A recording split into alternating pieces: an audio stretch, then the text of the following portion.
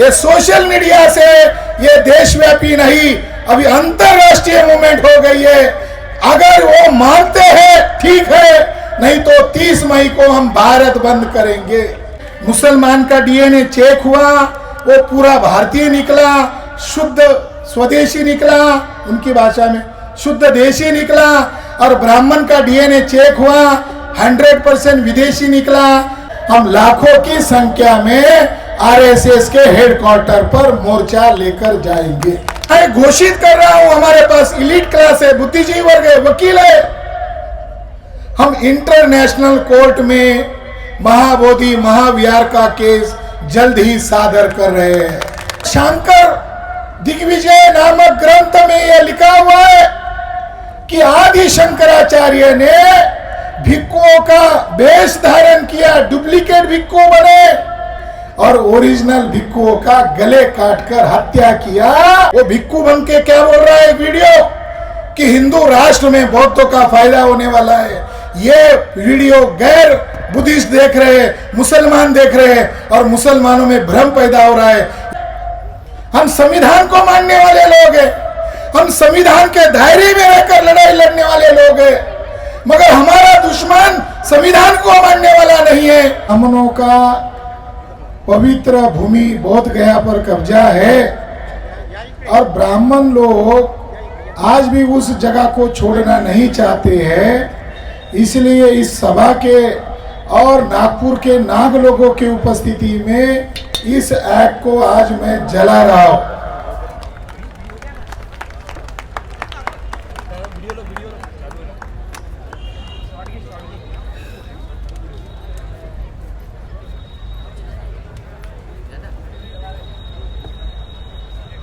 Sir इधर दिखाइए थोड़ा सा।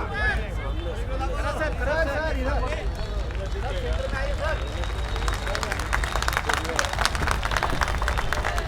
इधर जलाओ।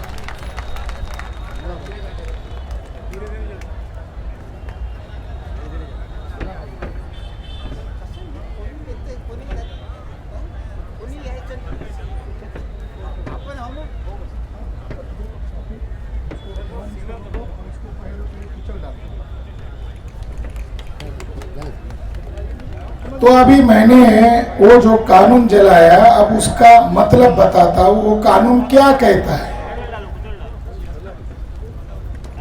क्योंकि कालचक्र मैदान में पिछली बार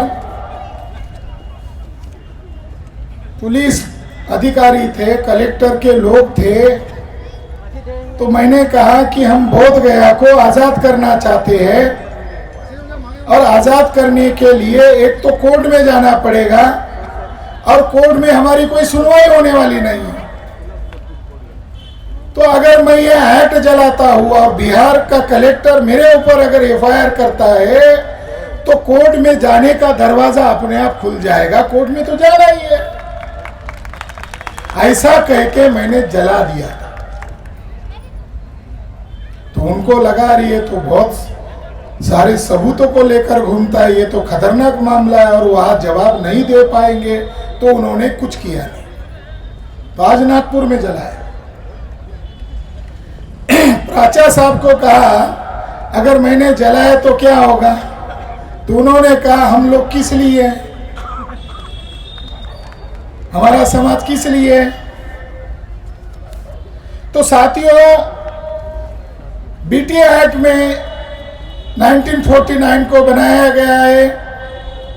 धारा नंबर 2 में यह लिखा हुआ है कि महंत ब्राह्मण, शैववादी महंत ब्राह्मण वांशिक आधार पर पीढ़ीजात मेंबर रहेगा।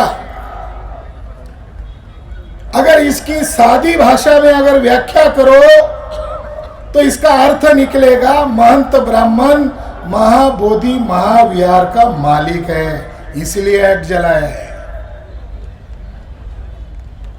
महंत ब्राह्मण का कंट्रीब्यूशन क्या है कि पीढ़ी जात वो मेंबर रहेगा। वो शंकराचार्य को आदर्श मानने वाले लोग हैं।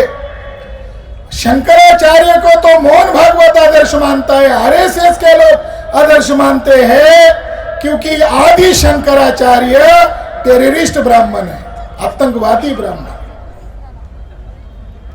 और शंकर दिग्विजय नामक ग्रंथ में यह लिखा हुआ है कि आदि शंकराचार्य ने भिक्षुओं का वेश धारण किया, डुप्लीकेट भिक्षु बने और ओरिजिनल भिक्षुओं का गले काटकर हत्या किया। इसलिए आदि शंकराचार्य की फौज को प्रच्छन्न बौद्ध कहते हैं, डुप्लीकेट बौद्ध, हत्यारे लोग हैं ये। और जिन्होंने भारत में बौद्ध धर्म को खत्म करने के लिए हिंसा अभियान चलाया, वो ब्राह्मण इसका पीढ़ीजात मेंबर रहेगा। इसका मतलब है कि यह कानून महंत ब्राह्मण को मालिक घोषित करता है, इसलिए इसको जलाना जरूरी है। धारा नंबर 10 में लिखा है ड्यूटीज ऑफ बीटीएमसी, बोध गया टेंपल मैनेजमेंट कमिटी का कार्य क्या रहेगा। उसमें स्पष्ट लिखा हुआ है कि पूजा अर्चना करना और पिंडदान का समुचित निष्पादन करना यह समिति का कार्य रहेगा। पिंडदान क्या के लिए कर रहे हो? मरने के बाद। वो जगह मरने की जगह है या मुक्त होने की जगह है? वो तो बोधि ज्ञान है। कितना घृणित अपमान है। बीटीए एक्ट जिन ब्राह्मणों ने बनाया उन्होंने वहां पिंडदान का प्रावधान किया, और पिंडदान करना यह बौद्ध धर्म के लिए भयंकर अपमान है, इसलिए इस एक्ट को जलाना चाहिए। धारा नंबर 13 में लिखा हुआ है कि भले ही यह बौद्धों का स्थान है, लिखने वालों को मालूम था आज न कल ये लोग जगेंगे, फिर आंदोलन करेंगे, विवाद होगा, तो पहले लिख डाला यह बौद्धों का भले ही स्थान है, मगर कल जाकर हिंदुओं और बौद्धों में कोई विवाद होता है तो उसका समाधान न्यायपालिका में नहीं किया जा सकता, उसका समाधान बिहार राज्य का सीएम करेगा। ये कितना गुंडागर्दी वाला कानून है, ये तो गुंडागर्दी है।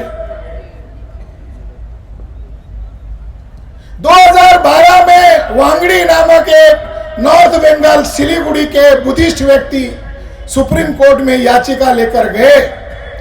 उनकी एक ही डिमांड थी कि ये जो 9 सदस्य में 4 बौद्ध है और 5 गैर बौद्ध है, तो उनकी डिमांड थी 9 के 9 बौद्ध होने चाहिए। 2012 में याचिका दायर की और 2018 में सुप्रीम कोर्ट के जज ने उस याचिका को खारिज करते हुए कहा यह जुडिशियल मैटर नहीं है, यह लेजिस्लेचर का मैटर है, यह विधिमंडल का मैटर है। कितने बदमाश है जजेस, ऐसा मिस इंटरप्रिट करने वाले, मिस इंटरप्रिट करने में ये लोग उस्ताद है। इसलिए इसका एक्ट को जलाना पड़ेगा। ब्रिटिशों के कानून को तुम मानते नहीं थे, तब तुम महान हो गए। जब हमारे होली प्लेस पर ब्राह्मणों का कब्जा किया जा रहा है, केवल कब्जा नहीं किया जा रहा है, आरएसएस और बीजेपी के साथ मिले हुए नीतीश कुमार केवल कठपुतली बने हुए हैं। और वहां का जो गवर्नर था, अभी केरला गया है, उसके ऊपर राष्ट्रद्रोह का मुकदमा दर्ज करना चाहिए। जो वहां का गवर्नर था अभी भी जिंदा है, जिसका नाम आर्लेकर है, गोवा का चित्पावन ब्राह्मण है, ओरिजिनल आरएसएस का वर्कर है, उसको गोवा राज्य का गवर्नर बनाया।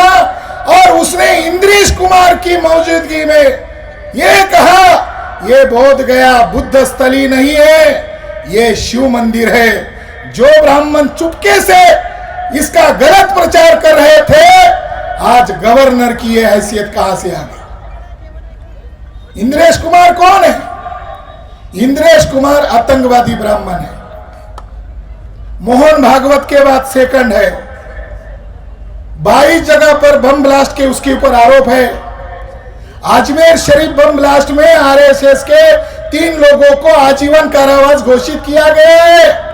इस आधार पर हम ये कह सकते हैं आरएसएस कोई देशभक्तों का संगठन नहीं है, आरएसएस आतंकवादी ब्राह्मणों का संगठन है।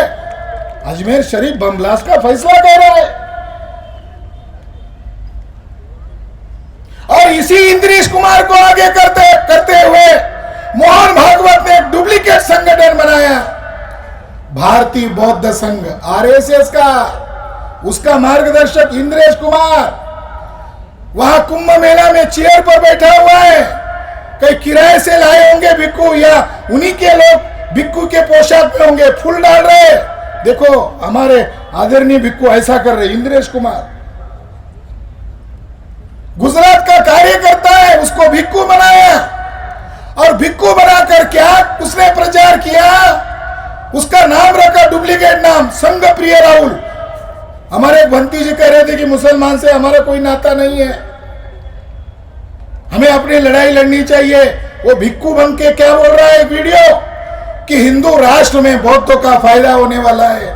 ये वीडियो गैर बुद्धिस्ट देख रहे हैं, मुसलमान देख रहे हैं, और मुसलमानों में भ्रम पैदा हो रहा है। ये भिक्खू का पोशाक पहनने वाला आदमी शायद हिंदू राष्ट्र बनाने में मदद कर रहा है। गलतफहमी को दूर करना चाहिए। तो ये ऐप को जलाना चाहिए, और भविष्य में इसको गांव गांव में, जिले जिले में जलाया जाएगा। हमारी डिमांड है, रद्द करो। हमने चरणबद्ध आंदोलन घोषित किए। 28 फरवरी को ज्ञापन आंदोलन दिया महामहिम राष्ट्रपति महोदय के नाम पर। 6 मार्च को धरना आंदोलन किया, और तीसरे चरण में 12 मार्च को रैली प्रदर्शन किया। तो अभी भी रैली प्रदर्शन पर ही हमारे लोगों की सुई अटकी हुई है, अभी भी रैली ही चल रही है। अब लोग कह रहे हैं आगे क्या करना चाहिए।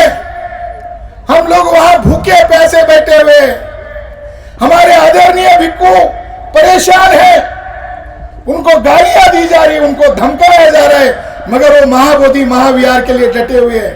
आपको आश्चर्य लगेगा, वहां जो भिक्खू बैठे हुए हैं उन्होंने एफिडेविट लिख के दिया है, अगर हम मर भी गए तो हमारे परिवार वाले लोग या आंदोलनकर्ताओं के प्रमुख लोगों पर ब्लेम नहीं लगाए। ये लिख के दिया उन्होंने हमें एफिडेविट करके।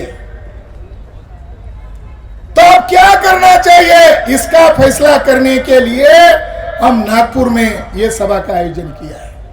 अब क्या करें, अब आगे आगे क्या किया जाएगा।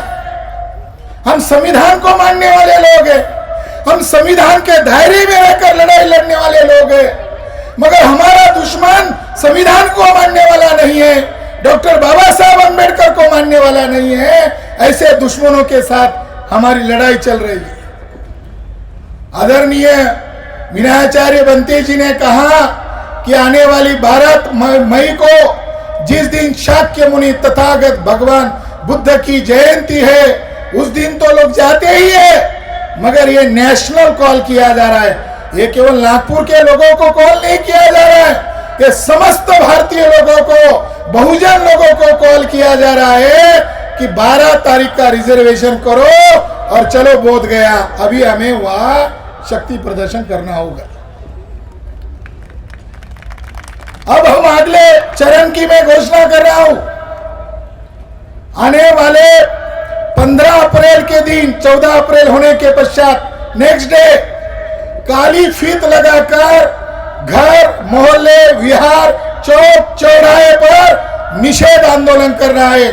उसके वीडियोग्राफ बनाना है, उसके फोटोग्राफ बनाना है, और इसको देशव्यापी लेवल पर बिहार सरकार का और केंद्र सरकार का काली फीत लगाकर निषेध आंदोलन करना है। लोकतंत्र के दायरे में कर, ये 15 अप्रैल को होगा, और 30 मई को, आने वाली 30 मई को भारत बंद करेंगे। भारत बंद करना अब संभव है, कोई नेशनल मीडिया नहीं दिखा रहा है, ये सोशल मीडिया से ये देशव्यापी नहीं, अभी अंतरराष्ट्रीय मूवमेंट हो गई है। अगर वो मानते हैं ठीक है, नहीं तो 30 मई को हम भारत बंद करेंगे। लोकतंत्र में ये लड़ाई लोकतंत्र के बाहर नहीं है, और संविधान के दायरे में रहकर कर रहे हैं। जनता को आवाज उठाने का अधिकार है। अगर 30 मई के पहले मानते हो तो ठीक है, नहीं तो भारत बंद। अगर नहीं मानते हैं तो आने वाले 29 जून को देशव्यापी स्तर पर जैसे कलेक्टर कार्यालय पर जाकर ज्ञापन दिया, उसी तरह पुलिस मुख्यालय पर जाकर जेल भरो आंदोलन करना है। हमने कोई चोरी नहीं किया, डकैती नहीं डाला, कोई अपराध नहीं किया। अपराध तो उन लोगों ने किया है, हमारे ऊपर कौन सी धाराएं लगाएंगे? तो आने वाली 29 जून को जेल भरो आंदोलन करेंगे, देशव्यापी लेवल पर करेंगे। और मैं यहां घोषित कर रहा हूं, हमारे पास इलीट क्लास है, बुद्धिजीवी वर्ग है, वकील है। हम इंटरनेशनल कोर्ट में महाबोधि महाविहार का केस जल्द ही सादर कर रहे हैं। राजा साहब कह रहे थे कि भारत में कोर्ट में करेंगे। मैंने कहा भारत के जजेस होते तो मान लिया जाता। जब ब्रिटिश काल था तो ब्रिटिश लोग कहते थे कि सबको जज बनाओ, मगर ब्राह्मणों को जज मत बनाओ। तो ब्राह्मणों ने पूछा क्यों मत बनाओ? तो ब्रिटिश लोगों ने कहा ब्राह्मणों के अंदर जुडिशियल कैरेक्टर नहीं होता है, उनके पास न्याय का चरित्र नहीं होता। वो लड़ना चाहते लड़े, हमारा समर्थन है, मगर इंटरनेशनल कोर्ट में वो टिक नहीं पाएंगे। और इस मौके पर यहां पुलिस विभाग है, खुफिया विभाग है, आरएसएस का मुख्यालय भी है और हमारा दीक्षा भूमि भी है। तो आज इस मौके पर उन लोगों को वार्निंग दी जाती है कि 11 मई के पहले बोध गया को मुक्त करो, अन्यथा हम आज ही तारीख घोषित करते हैं। आने वाले 2 अक्टूबर को दशहरा है, अर्थात अशोक विजयादशमी है। हम लाखों की संख्या में आरएसएस के हेडक्वार्टर पर मोर्चा लेकर जाएंगे, क्योंकि लड़ाई है। लड़ाई को लड़ाई के तरीके से लड़ा जाएगा। वो अन्याय के समर्थन में, हम न्याय के समर्थन में। मोहन भागवत को पूछने जाएंगे, आर्लेकर ने शिव मंदिर कहा, तुमने रोका क्यों नहीं? हम मोहन भागवत को पूछने जाएंगे, तुमने कहा था कि जाति ब्राह्मणों ने बनाई है, प्रायश्चित लेना चाहिए, अभी तक प्रायश्चित क्यों लिया नहीं? तो साथियों, 2 अक्टूबर ऐतिहासिक दिन रहेगा, अशोक विजयादशमी का दिन रहेगा और ये लड़ाई हम करेंगे। इसके लिए जो कीमत चुकानी पड़ेगी वो कीमत चुकाने के लिए हम तैयार हैं, क्योंकि ये देश हमारा है, संविधान हमारे बाप ने लिखा हुआ है।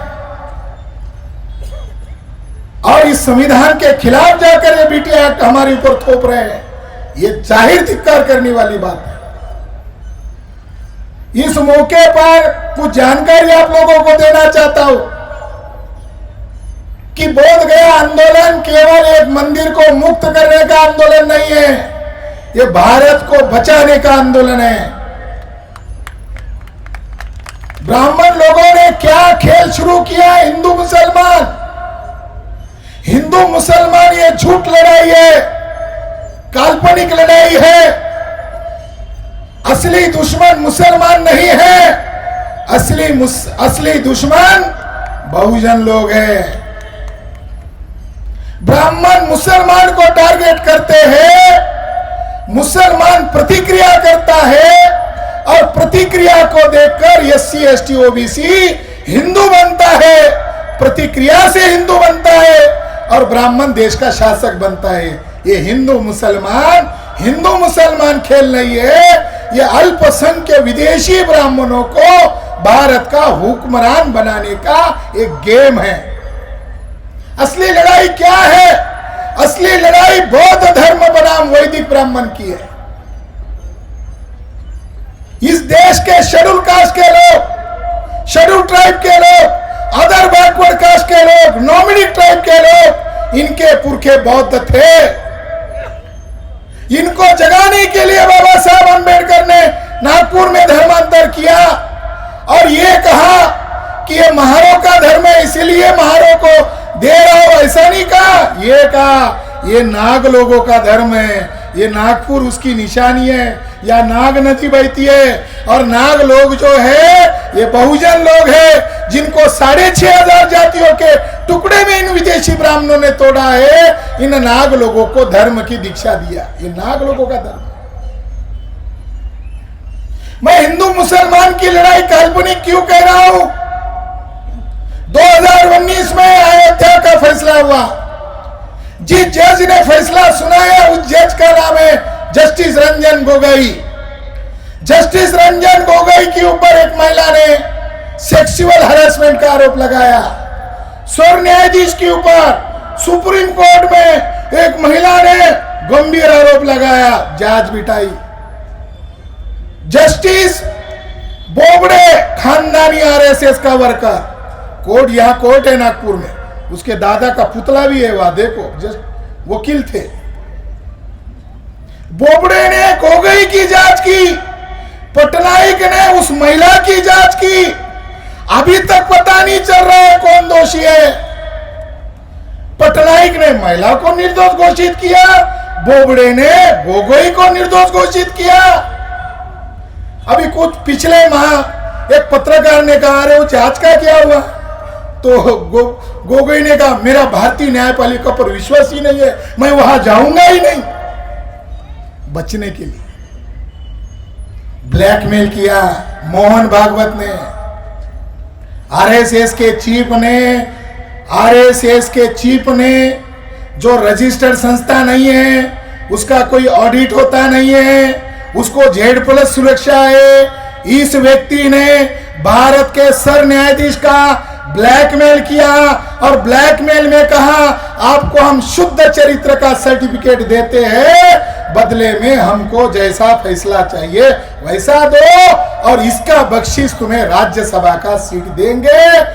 वैसा ही हुआ। और उन 5 जजेस ने 1250 पेज का जो जजमेंट दिया, आखिरी लाइन में लिखा, आस्था और श्रद्धा के बुनियाद पर राम का जन्म बाबरी मस्जिद के बीचों बीच हुआ। ये लड़ाई क्यों लड़ रहे हैं हम महाबोधि की? साकेत से सबक लिया है। जजेस ने कहा आस्था और श्रद्धा के बुनियाद पर बख्शीश मिला रंजन गोगोई को।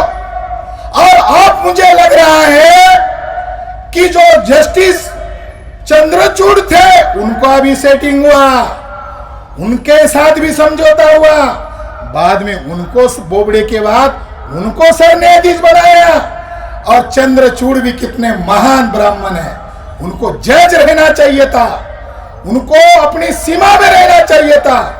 इस देश में लोकतंत्र की तौहीन गोगोई, चंद्रचूड़ और बोबड़े के द्वारा जितनी की गई है, भारत में किसी लोगों ने नहीं किया है। चंद्रचूड़ महाशय स्वर्ण न्यायाधीश, पेशवा ब्राह्मण की औलाद, पुणे में गए और पुणे में जाकर कहा, रात को मेरी श्री राम प्रभु के साथ मीटिंग होती थी, कभी आधा घंटा चलती थी, कभी 2-2 घंटा चलती थी, और फिर सवेरे कोर्ट में आता था, और कोर्ट में रात को राम ने मुझे जो बताया वही मैं ऑर्डर देता था। कितने महान जज है, भारत के न्यायपालिका पर कलंक लगाने वाले कितने महान जज होंगे। ऐसा होता है? ऐसा होगा क्या? इसको न्यायपालिका माना जाएगा? विवादित जगह है 2.77 एकड़, 2.25 एकड़ जगह। लॉकडाउन में सारे काम बंद थे, वहां के मूल विहार को जेसीबी के द्वारा तोड़ा गया, आज राम मंदिर बना रहे। मुसलमानों को 5 एकड़ जगह दी, मुसलमान चुप हो गए। मुसलमान को चुप नहीं होना चाहिए था, हो गए, मगर हम चुप नहीं होने वाले। वो जो जगह है, फैसला आते ही 2.77 एकड़ का फैसला नहीं सुनाया, राम मंदिर ट्रस्ट बनाने का आदेश दिया और राम मंदिर ट्रस्ट को 77 एकड़ जगह घोषित किया। 2024 दिसंबर के आखिर तक 109 एकड़ जगह घोषित हो गया उस 109 एकड़ में राम मंदिर के बाउंड्री के अंदर और बाउंड्री को लगे हुए 4 अशोक राजा के स्तूपाज है, और उसमें से एक स्तूपा के अंदर शाक्य मुनि तथागत बुद्ध के शरीर के अवशेष है। वो आज राम मंदिर ट्रस्ट वाले उसको तोड़ना चाहते हैं। वो जगह प्रोटेक्टेड मॉन्यूमेंट्स है, संरक्षित है, वहां बोर्ड लगा हुआ है भारतीय पुरातत्व विभाग का, मगर साथियों आज वो जगह ब्राह्मणों के नियंत्रण में गई है। इसलिए बोध गया को बचाने के लिए मैदान में उतरना पड़ रहा है। उस स्तूपा को बचाया जा सकता है। उस स्तूपा के बारे में लोगों को जानकारी नहीं है। बुद्ध साकेत में 6 वर्ष रुके थे और वहां पर उनको एक संगाराम दान मिला था, और अशोक राजा ने 4 बड़े स्तूप बनाए थे। जहां पर राम ने आत्महत्या की है वहां एक घाट है, कहते हैं कि राम उसमें डुबकी मारा, उसके शिष्य उसके पीछे गए और सीधा स्वर्ग चले गए, इसलिए वहां डुबकी मारने की आज भी परंपरा है।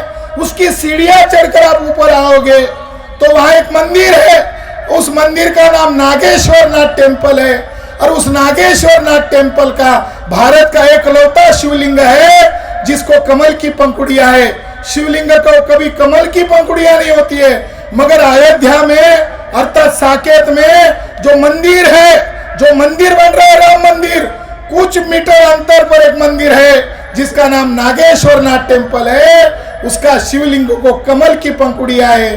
पुरातत्वज्ञ भारत सरकार का रिपोर्ट कहता है वो कमल की पंखुड़ी वाला शेर स्तंभ का ऊपरी हिस्सा है, जो अशोक स्तंभ का लाट का ऊपरी हिस्सा है। इन विदेशी ब्राह्मणों ने उसको जमीन में उल्टा गाड़ दिया, अब उसको शिवलिंग के नाम पर पूज रहे हैं। कितने नालायक ब्राह्मण हैं कि जिन्होंने हमारे अशोक राजा के शेर को उल्टा जमीन में गाड़कर कब्जा किए हुए। तो इसीलिए साकेत का मामला अभी विवादित बन गया है, हल नहीं हुआ है। उसको भी हम इंटरनेशनल कोर्ट में महाबोधि महाविहार के क्लब के साथ लेके जा रहे हैं। साथियों, महाबोधि महाविहार मुक्ति आंदोलन अनागारिक धर्मपाल जी ने शुरू किया था। श्रीलंका के वो भिक्खु थे, 1893 में भारत में आए, खंडहर बनी हुई जगह को देखा, महाबोधि नामक संस्था का निर्माण किया, और 1895 में वो शिकागो गए, अमेरिका गए, और वह विश्व धर्म सम्मेलन का आयोजन किया। उस सम्मेलन में उनके साथ विवेकानंद भी गए थे। विवेकानंद कायस्थ जाति के थे, विवेकानंद ब्राह्मण नहीं है, वर्ण व्यवस्था में बाला साहब ठाकरे के जाति के कायस्थ शूद्र। वहां वो हीरो नहीं हुए। आरएसएस ने उनके नाम पर युवक दिन घोषित किया और झूठा प्रोपेगेंडा किया, युवक दिन। असली हीरो बने अनागारिक धर्मपाल, जिसको भुला दिया गया। धर्म परिषद होने के तुरंत बाद अनागारिक धर्मपाल शिकागो से निकलकर जापान में गए, टोक्यो शहर में गए, और बौद्ध देशों ने उनको कहा कि हम आपको 18 फीट बुद्ध की मूर्ति भेंट कर रहे हैं और उस महाबोधि महाविहार में जाकर रखो। अगर महंत या अंग्रेज इसको रोकता है तो हम लोग दुनिया के बौद्ध लोग भारत के ब्राह्मणों को भी देखेंगे और ब्रिटिश लोगों को भी देखेंगे।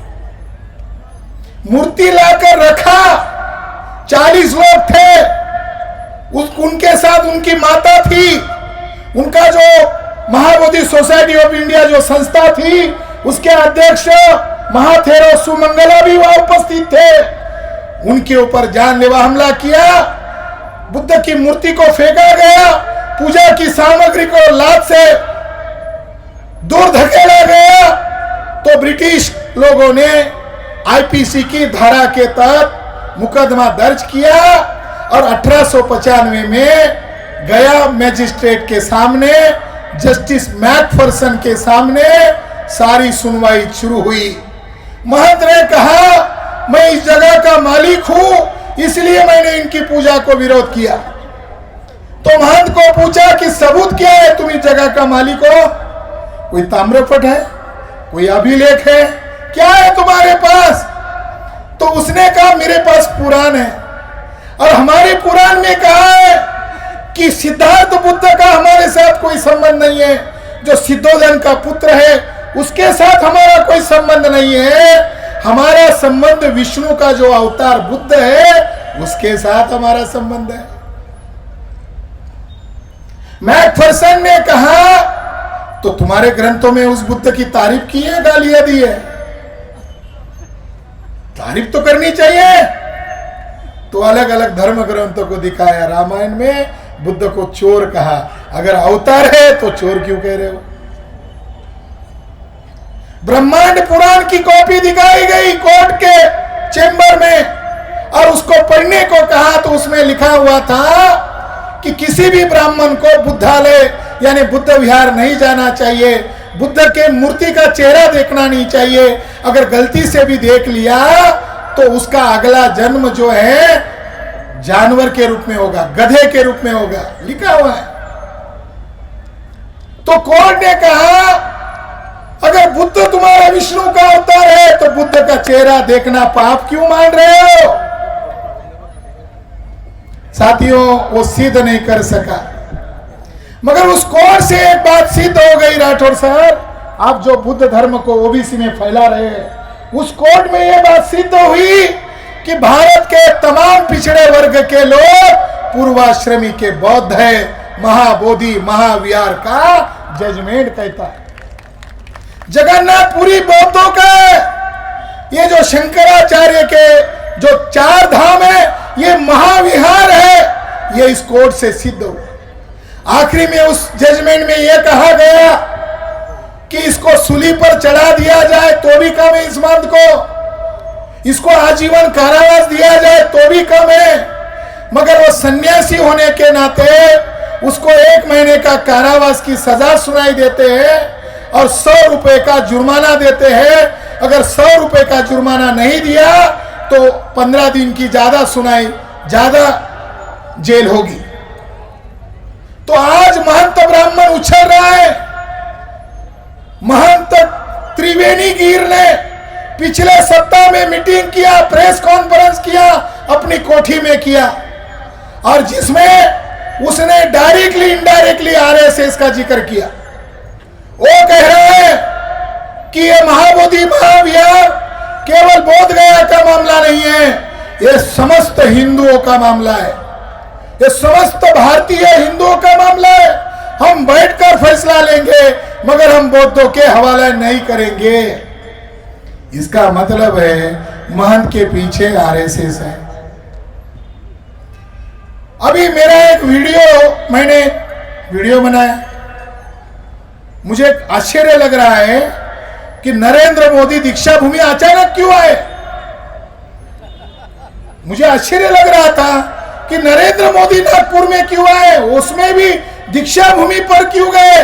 अब दीक्षा भूमि से सीधा दिल्ली चले जाते तो मान लेते नरेंद्र मोदी ईमानदार है, बुद्ध के सामने गए। अब बुद्ध को गाली देने वाले, बौद्ध भिक्षुओं की हत्या का समर्थन करने वाले हेडगेवार के भी दर्शन करने गए। ये देखो नरेंद्र मोदी का दोगला चरित्र।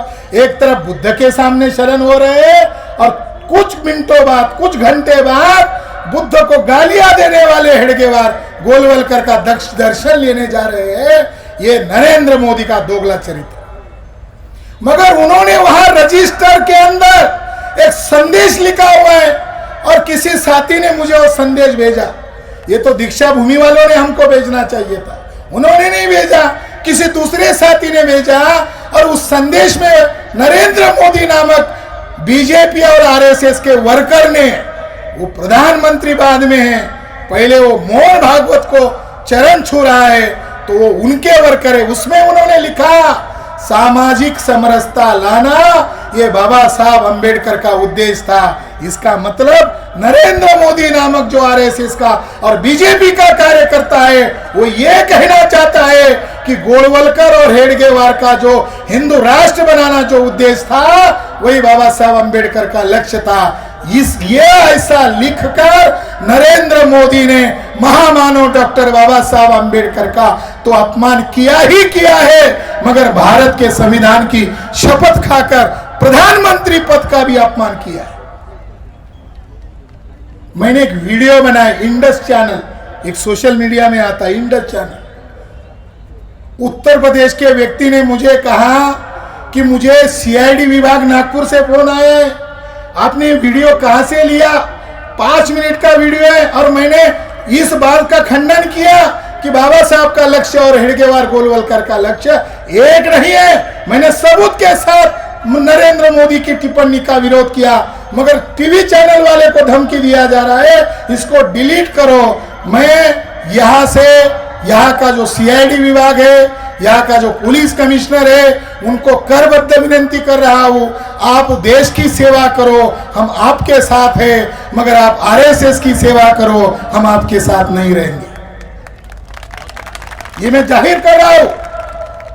यहां की पुलिस फडणवीस के इशारे पर काम कर रही है, यहां की पुलिस आरएसएस के इशारे पर काम कर रही है। आखिरी बात, किसी बनते ने कहा कि हमको हमारी लड़ाई लड़नी है, मुसलमान की लड़ाई लड़नी नहीं है।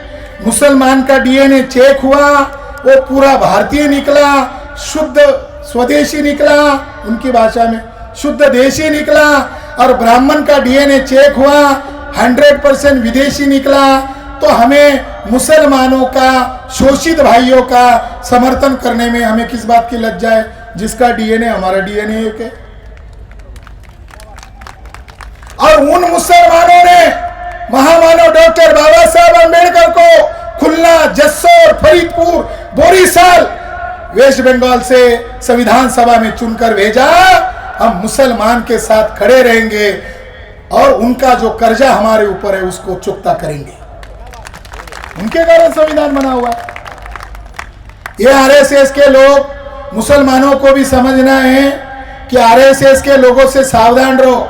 मौलाना इलियासी को आगे लिया है और मौलाना इलियासी के द्वारा एक नया धर्म की स्थापना करने वाले हैं लोग, यानी मुसलमानों के ईमान पर खतरा मंडरा रहा है। मौलाना इलियासी से सावधान रहो।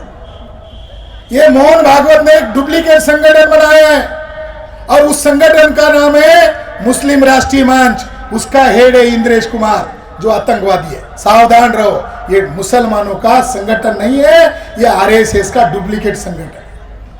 ईसाइयों का संगठन बनाया, ईसाई राष्ट्रीय मंच। सिखों का संगठन बनाया, बौद्धों का डुप्लीकेट संगठन बनाया। भारतीय बौद्ध संघ, जिन आठवले साहब का जिक्र किया गया, 2017 में दिल्ली में अधिवेशन हुआ, भारतीय बौद्ध संघ का अतिथि आठवले साहब थे, अध्यक्ष मोहन भागवत थे। देखो लड़ाई कितनी खतरनाक हो रही है। तो हमें इन लोगों से सावधान रहना। ब्राह्मणों का डीएनए विदेशी है, इसलिए उनको किसी भी जगह पर कब्जा करने का कोई नैतिक अधिकार नहीं है। ब्राह्मणों का डीएनए का नाम है R1A1, ब्राह्मणों के डीएनए का नाम है R1A1। और भारत के SC ST OBC, नॉमिडिक ट्राइब और माइनॉरिटी में मुस्लिम, सिख, जैन, बुद्धिस्ट, ईसाई, इन सभी लोगों का डीएनए का नाम है L3MN। भारतीय बहुजनों का डीएनए का नाम है L3MN। हमारे लोग फलाना प्रसन्न गाड़ी पर लिखते रहते हैं। मैं आपको कह रहा हूं, आपके गाड़ी पर इतना लिखो L3MN, डीएनए जिंदाबाद। लोगों को पता तो चलेगा ये कौन सा बाबा आ गए। फलाना प्रसन्न लिख रहे थे, अब L3MN लिखो और नीचे लिखो डीएनए जिंदाबाद। तो डीएनए के आधार पर ब्राह्मण विदेशी है, तो महाबोधि छोड़ो, भारत के इंच भर जमीन पर भी उनको अधिकार दिखाने का नैतिक अधिकार नहीं है। अगर ब्राह्मणों को बुरा लगता है तो भारत की किसी भी न्यायपालिका में चले जाए, कुछ ज्यादा डिबेट करने की जरूरत नहीं है। दो बूंद मेरा निकाला जाए और 2 बूंद मोहन भागवत का निकाला जाए, दूध का दूध, पानी का पानी हो जाएगा। मगर वो इससे डरते हैं, डीएनए के आधार पर ब्राह्मण विदेशी है और तमाम बहुजन लोग भारत के मूल निवासी है, नागवंशी है। बाबा साहब इनको नागवंशी कहते हैं। तो नागवंशियों की धरती से हम ऐलान कर रहे हैं, आने वाली 2 अक्टूबर को आरएसएस के हेडक्वार्टर पर शांति मार्च निकालेंगे और कुछ सवाल है मोहन भागवत को पूछने लायक है, वो वहां पूछेंगे। आपने मेरी बात ध्यान से सुनी, इसके लिए आभार और धन्यवाद। और नागपुर के सभी समाज बांधवों का मैं हृदय से ऋणी हूं कि ये कार्यक्रम न हो, इसके लिए कई लोगों को काम पर लगाया था। कुछ लोग भेष बदलकर काउंटर में कार्यक्रम कर रहे, अभी सप्ताह पहले कार्यक्रम लगाया, ये कार्यक्रम तो महीने भर पहले था। और एक बनते हर्ष मोदी है, उसको बुलाकर कार्यक्रम कर रहे थे, और 2 महीने पहले हर्ष मोदी हमारे आदरणीय भिक्खु है, मगर गडकरी को लेकर महाबोधि महाविहार में जाकर सत्कार करवाया। साथियों, अपने और पराये को समझना होगा और ऐसे भटके हुए लोगों को मार्गदर्शन करके सही रास्ते पर लाना होगा। जो चरणबद्ध आंदोलन है, इसको आगे चलाना है। नमो बुद्धाय, जय भीम।